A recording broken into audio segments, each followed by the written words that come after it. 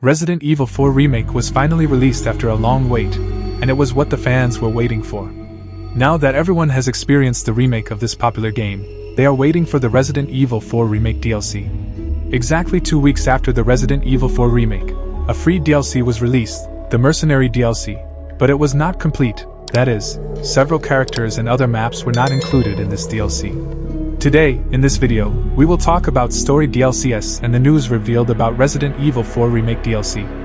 Next, if you are interested in the subject of Resident Evil or want to know about the news of Resident Evil, be sure to subscribe to our channel.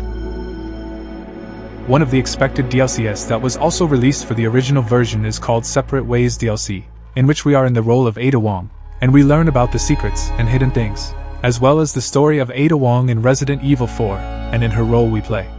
Recently, 7 new achievements with a new title have been added to Steam, which indicates that it is possible that new content will be added to Resident Evil 4 Remake in the future. It is known that the Spirit-Wise DLC is going to be introduced in a new showcase of Capcom or PlayStation in the next few months. This also applies to Resident Evil Village DLC, that before the Resident Evil Village DLC was introduced, several achievements without specific names were added to Resident Evil Village achievements, and exactly 2 or 3 months later, Village DLC was introduced. So, we are not far from the introduction and release of the popular Separate Ways DLC. After this issue, many people say that U3 boss fight and various parts that were deleted in the original version will be added in Ada Wong's section, and we will see U3 boss fight.